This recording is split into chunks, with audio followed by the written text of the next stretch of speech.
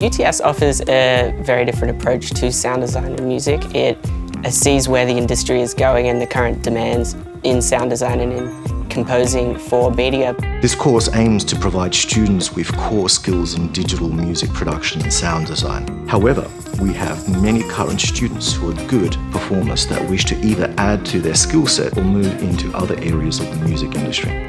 I have always been into music. My whole family is quite musical. I'm in a band with my sister, as well as studying music and sound design. As a performing musician, I had always felt really confident on the performing side of things and on the songwriting side of things, but the technical side was definitely a weak link that I felt like I wanted to get rid of. The degree, unlike other audio degrees, it doesn't just teach you how to engineer, it shows you how to innovate and hear things differently and ultimately develop your own voice in what is a highly competitive industry. An average day at UTS could mean that you're in the labs learning how you can create feelings and emotions, or you could be in the studio recording music, or just learning how all of the equipment works. The music and sound design degree definitely teaches you how to use Pro Tools, but at the same time with all the communications subjects, you're getting a really good grasp of media and politics and race and gender and humanitarian issues. The teaching staff at UTS come with their own careers and they're here to nurture us and find out what our passions are.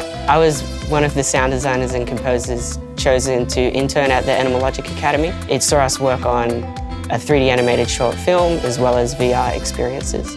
We worked on these projects alongside animators and producers and used our skills as music and sound designers to bring an extra dimension and elevate narrative and story. UTS has recently created a record label called 450 Records. My role was the CEO. I was also involved with all the other departments, the marketing, production, just to make sure that the final launch would be as successful as it could possibly be. They don't want you to walk into the industry just regurgitating things that you've learnt from a textbook. And so they basically give you tools to have a really sustainable career in the industry.